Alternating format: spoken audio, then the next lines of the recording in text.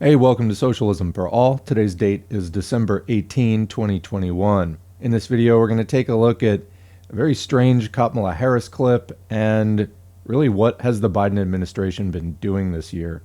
If you like this video, please click like and subscribe and consider supporting at patreon.com/socialism for all. So let's start with a video clip.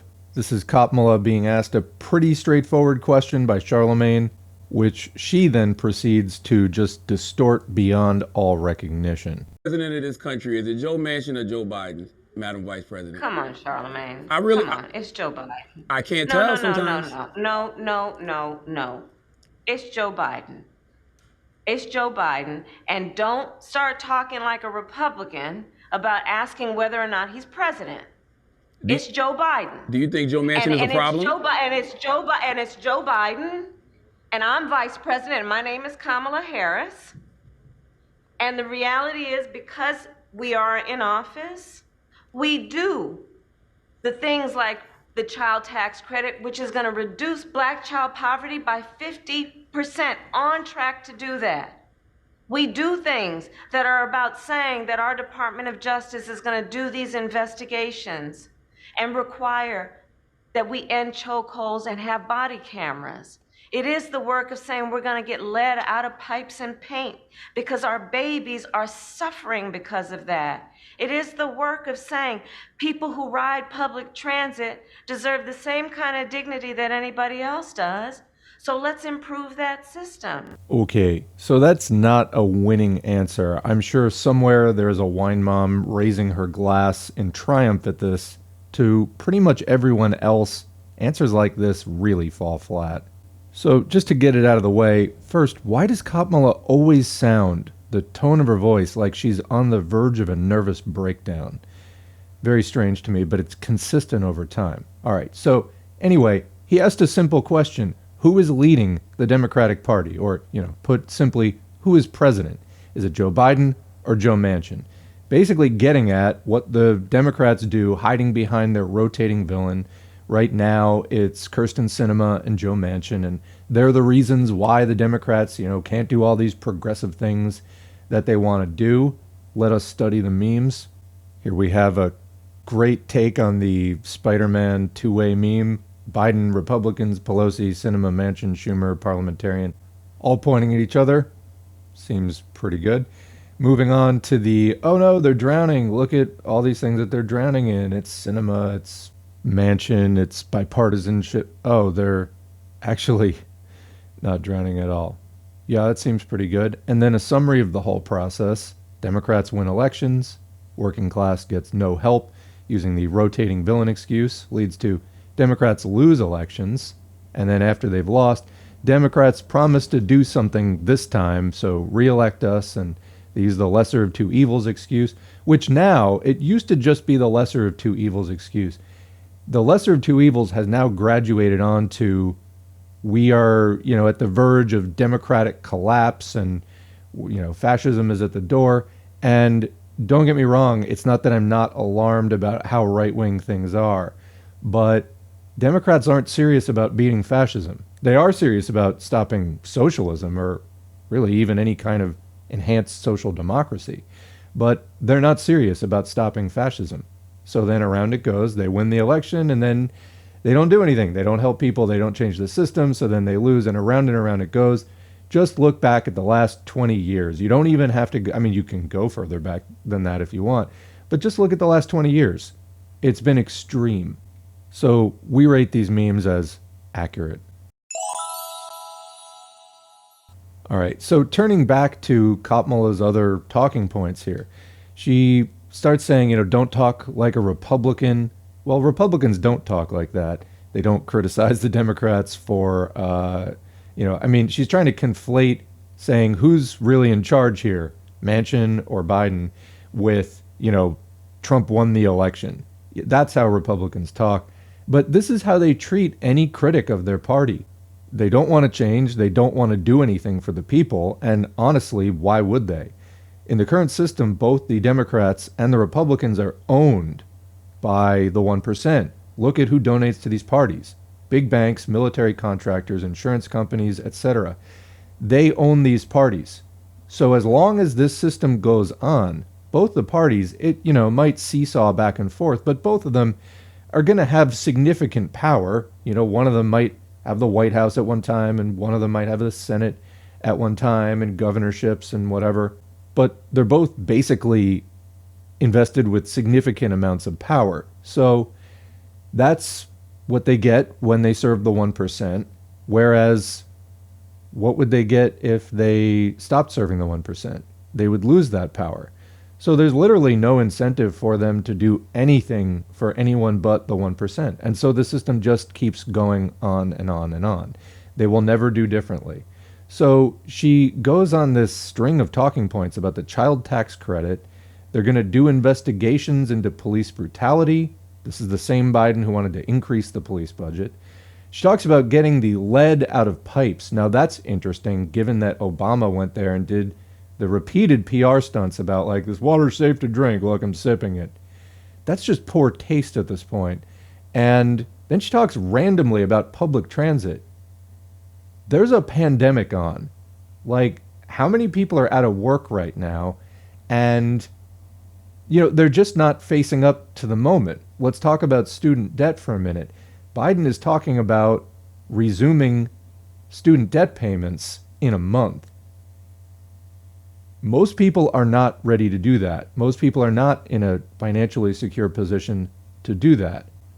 Also, although it doesn't make sense in and of itself and will hurt working people, it's also an election year. I mean, if you're serious about staying in power and you don't want to get, the usual bump that the opposition gets in the midterms, which has happened basically every time, going back many, many midterm elections, do something, do something good for people. But like I said, they have no incentive to do that. Their incentive is to serve the 1%. And then they'll always be either in power or just one step out of power and in line to get back in power. So you get this string of talking points that, okay, I mean, some of those are serious issues. For one thing, I don't believe you're actually really doing anything about them, but you are asked a question about, there's this big infrastructure bill. There's the Build Back Better, which they just announced they are basically abandoning to work aggressively, I believe was the quote. They're going to work aggressively on the Voting Rights Act. So what I said about Build Back Better, in the first place, this was an empty, impotent threat that the U.S. put out there to make it seem like they could compete with China in terms of being a cooperative development partner out there to other countries. They feel threatened by China's Silk Road project and, the possibility that China really is going to lead the world in international cooperative development. And so they're like, oh no, we're going to do Build Back Better and it's going to be international and all this stuff. Well, no, of course, you can't do that. The U.S. just spreads war, disease, death, and poverty, ruin, and devastation. That's what the U.S. is good at, not development. Build Back Better isn't even the first time they said that. They've said that they were going to counter the Chinese before. They can't, and they're not going to, and people shouldn't listen. This is a country in deep distress that really can't manage anything. So let's turn to a tweet from Joe Biden. This is dated October 22nd, 2020. The tweet reads, 22,000 deaths. If you hear nothing else I say tonight, hear this. Anyone who is responsible for that many deaths should not remain President of the United States. Of course, this was on the eve of the election between, the two leading candidates, Biden and Trump. Okay, well, 220,000 deaths. What are we at now? Pushing 1 million? So where's Biden's resignation? Or alternatively, what's he doing? Here's a tweet from Trev B. Hilarious to look back at Biden's COVID plan and read page after page of stuff he didn't even try to do. So I went through these, and he did some of them, didn't do others, particularly the mask mandates. I did a whole video on this back in May when my jaw really, it dropped then and it never came back. They told people to take their masks off. This was insanely foolish advice that went against the World Health Organization, and it helped to spread COVID. Why? Because, yes, get the vaccine, but vaccinated people can still spread it. You'll be asymptomatic, which is great. You won't clog up the hospital. You won't get sick, or as sick at least, It's great protection. Get it. I'm about to get my booster shot. Get it. It's worth it, particularly with Omicron, which is more vaccine resistant than the others. You need a booster shot to maintain your immunity against it. It gives you more protection, and you're going to need it with Omicron. It's not a good situation. But anyway, yeah, even vaccinated people can spread COVID, less so because your viral load is lower, but you definitely can. So you needed to wear the mask the whole time. That's what we've been saying here at S4A. Biden has, the U.S. government during the Biden administration in a unified way said, don't need masks anymore. And they said it just in time for summer so that the businesses could get a boost and all that. And what happened? We got a lot more COVID. And yes, it fell the hardest on the people who didn't get the vaccine. So we're going to skip that conversation for now of how right or wrong were those people for not getting it. But the bottom line is there were more cases, more COVID was transmitted because people had not been following the earlier, stricter mask regulations and the social distancing. All of that was loosened, and that was wholeheartedly endorsed by Biden. Now we have this Omicron strain, which even if you are vaccinated, you don't have the kind of 90-95% protection that we had before. I mean, again, get vaccinated, you'll have 50, 60, 65, whatever it is. I'm not exactly sure at this point. But Omicron is harder to beat with the vaccine versus Delta and original COVID and all the earlier strains. So we're in a really bad place now. And they're still not telling people to put the fucking masks back on. So here's another tweet from The Hill running a story. Harris says that the Biden administration, quote, didn't see Omicron coming. If you've been following COVID news at all, and that tweet is just from yesterday, if you've been following the news about the development of this virus around the world, there are constantly new strains coming into existence. Why is that? Because like any living cell, well, viruses aren't exactly living cells, they're a little bit special, but anytime that genetic material replicates, we'll say that, which viruses definitely contain genetic material. It's DNA, RNA, whatever it is, there are different kind of viruses, but it's highly complex stuff. You have all these molecules chained together, and errors occur constantly. They're called mutations. So basically, every time that genetic material replicates, there's the potential for mutations. In a multicellular organism, like a human being or any kind of animal or plant, whatever, you have other cells that can maybe balance out that mutation, and a mutation might turn into a patch of cancer or something like that, which the body may or may not be able to deal with. But in a single-celled organism, or again a virus, not exactly an organism, but an independent entity, let's say, every time it replicates, it makes completely independent entities, and the virus then that contains the mutation, many mutations go nowhere, or they're disadvantageous. See the cancer example.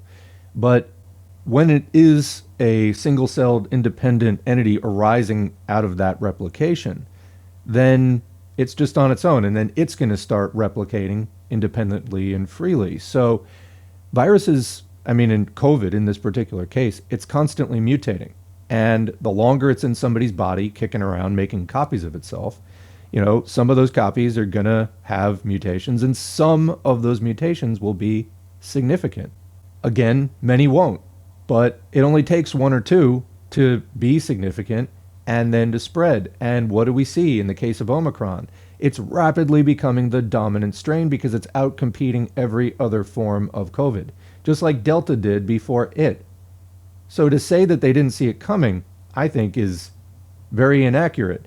I think that what they were doing was closing their eyes and crossing their fingers and hoping for the best. And, this particular game of Russian roulette played with our lives, their economy, but our lives, well, that game came up with a bullet instead of an empty chamber. So here's a tweet. Jen Psaki somewhat mockingly asks a reporter at the White House daily press briefing if the U.S. should be sending out rapid COVID-19 tests to every household. In the UK, you can order one pack containing 7 tests every day. So this is not a laughable idea. Let's watch that video. Look at what we've done over the course of time. We've quadrupled the size of our testing plan. We've cut the cost significantly over the past few months.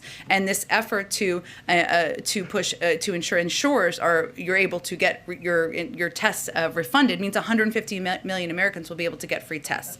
Complicated though. Why not just make them free and give them out and have them available everywhere? Should we just send one to every American? Maybe. Then what happens if every American has one test? How much does that cost? And then what happens after that? All I know is that other countries seem to be making them available in greater quantities for less money. Well, I think we share the same objective, which is to make them less expensive and more accessible, right?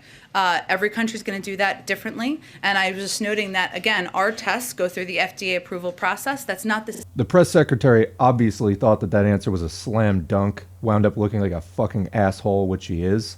Well, so what is the state of at-home testing in the United States? There are basically two tiers. You can either get a test which will cost you about $15 to $25, and it might contain 1 or 2 swabs, and that just shows up like a pregnancy test. You can test it at home.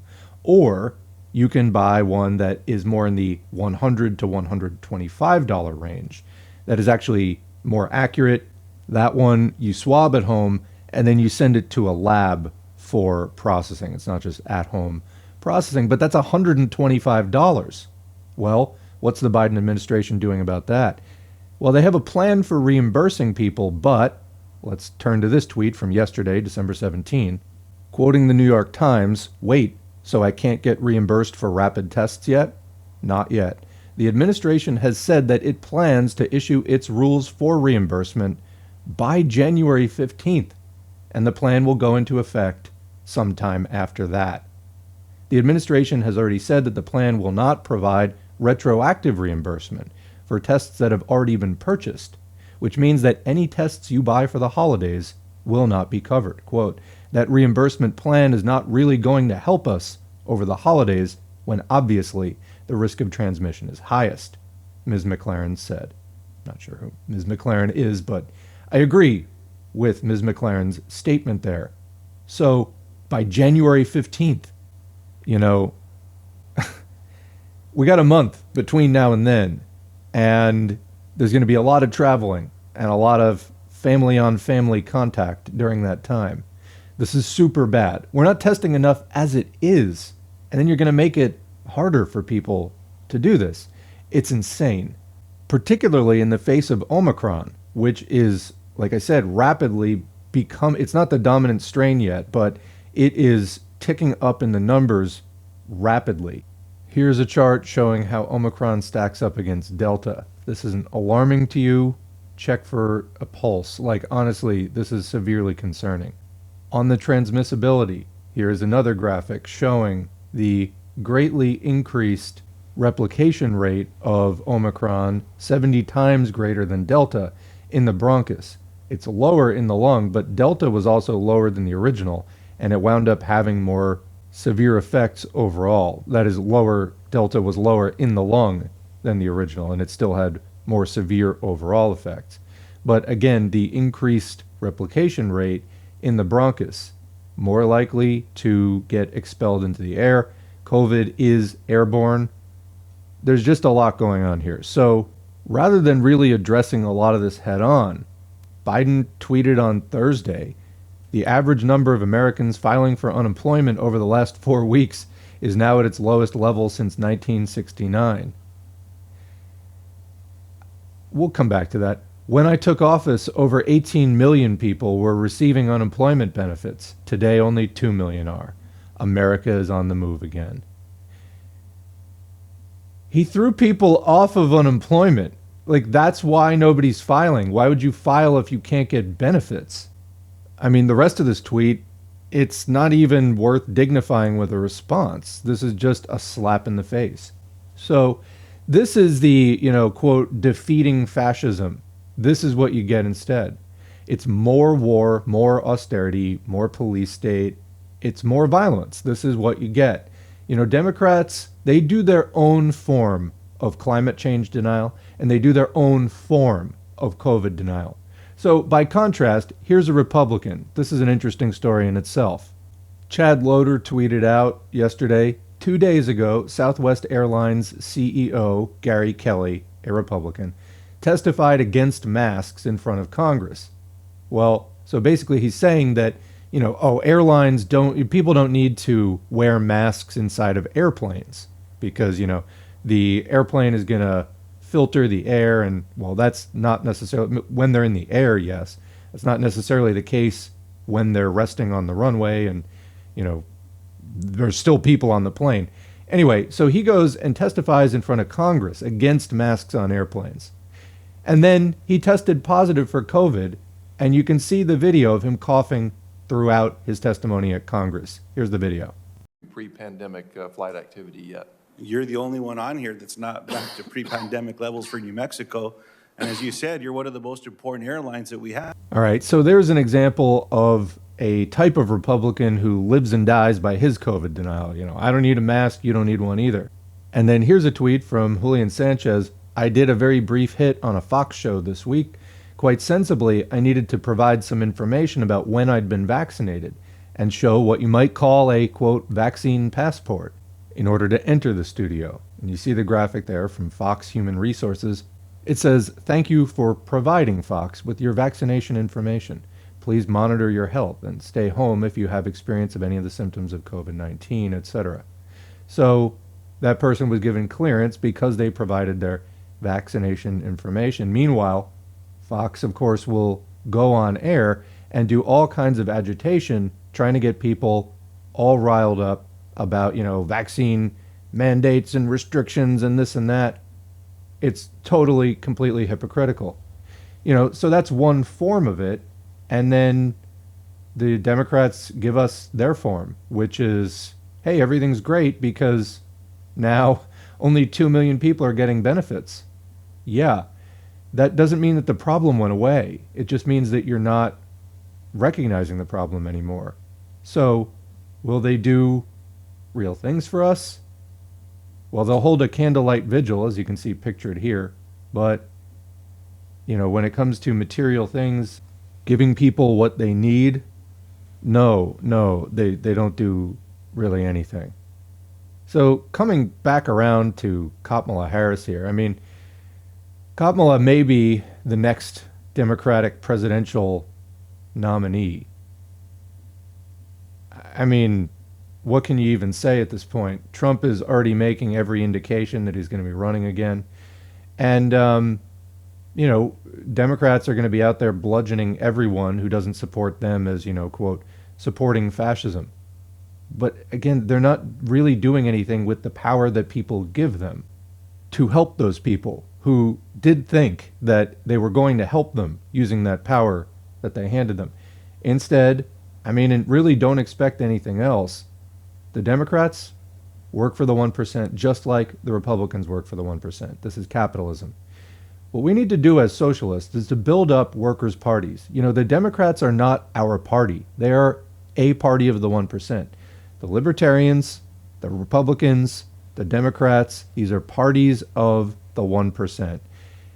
They're not going to represent us. So if you vote for them and support them, expect disappointment. They're not really working for your class. They're working for a much richer class that doesn't work for a living. They live off of our work. If we want representation, and again, this starts with having some representation within the capitalist system, but ultimately we use these parties that we build, workers' parties, to push our way and fight our way out of capitalism entirely. If we want these things, we have to build them ourselves. The Democrats aren't going to do it. The 1% is not going to give us these parties, or if they do, you're not going to like what they give you because they're not really going to give you something that actually is going to work for you. It's going to work for them while just appearing sympathetic to you. It's going to appear to recognize your oppression and your struggle while fundamentally doing nothing about it. And then we just go back and forth. Oh, Dems have power. Oh, Republicans have power. Oh, Democrats have power. Nothing's really changing. Look at the last 20 years. It's just good cop, bad cop. They just keep switching who is interrogating us. That's really it. Both are there for the same reason, to bust us. Just They have different approaches to that basic thing of busting us, and they're working in cooperation with each other. Republicans want to think that, oh no, their side's really working against the Democrats, and Democrats want to think, oh, our side's really working against the Republicans. No. They're both working with each other for the 1% against us. Do not expect different. And if you want some other outcome, we need to build up parties of us, for us, that will actually represent our interests, and then we can engage in class struggle in whatever ways works at the time. And that will always be a shifting thing from situation to situation.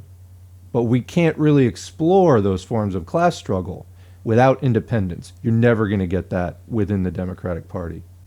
The way that I put it, if you're familiar with the show, you've probably heard this before. The way I put it is Occupy, though it had many flaws, was the first mass response to the 2008 financial panic and crisis. And people started coming together and saying, hey, we have a foreclosure housing crisis. We have a medical and student debt crisis. And people started to actually air their grievances and organize and, communicate with strangers, but other working people about problems. Then I would say, Occupy kind of came and went, had its, year and a half, 2-year lifespan, whatever. Then you had the Bernie Sanders moment from, 15, 16, up through 19 and 20. Unfortunately, he led people into the Democratic Party, which is a dead end and has been known as a dead end for decades. I think that this was basically a conscious plan by Bernie Sanders, because anybody knows that, and Bernie Sanders certainly, was independent enough. I mean, he's made statements to that effect, like basically he knew better than to do that, but he did it anyway. And Bernie filled stadiums, and he took some of those same complaints from Occupy, because they didn't go away, and amplified them and drew more people into the conversation. But now we need a third round of this, and it has to happen outside the Democratic Party. And it has to actually be workers freely struggling for our class interests, not in ways that are approved by the Democratic Party, but in ways that recognize the Democrats and the Republicans and the Libertarians and the Constitutionalists and whatever other kind of right-wing parties are out there as the political adversaries working on behalf of our class enemies, the capitalist class. If you can't get an organization going that frames things in this way, that sets things up for class struggle, and does not embrace the Democrats. I mean, really, embracing the Democrats as some kind of popular front in a struggle against fascism. The Democrats are fascist collaborators. They're not a good choice, okay? That's a suicidal choice for the working class. Anyway, I'm going to leave it here. What do you think about all this? We're going to pick this up in future videos, so expect this discussion to continue. I'd love to hear your thoughts, opinions, questions, links, anything that you want to drop in the comments. Please go ahead and do that, and we'll continue the conversation as always. It's always interesting to read the comments. Otherwise, thank you for listening. Thanks to the current patrons whose names are on the screen. If you'd like to get your name on the screen, head to patreon.com/socialismforall. Every donation is encouraging. They're also materially helpful, so thank you to all the patrons. If you'd like to help out without making a donation, liking, subscribing, leaving a comment, even if it's just good video or thanks, that's helpful for boosting the video in the YouTube algorithm, or share it on your social media wherever you're online. Join an organization if there's a good one in your area, or make a contribution if you're not ready to join yet, or start a project of your own if you got an idea and the comrades and the resources to get it going. There's a lot of really interesting stuff going on out there, and any organization can eventually be a contributor if we get kind of a united left front coalition going on in this country, which I would love to see. All right. Thanks again, and we'll catch you in the next video.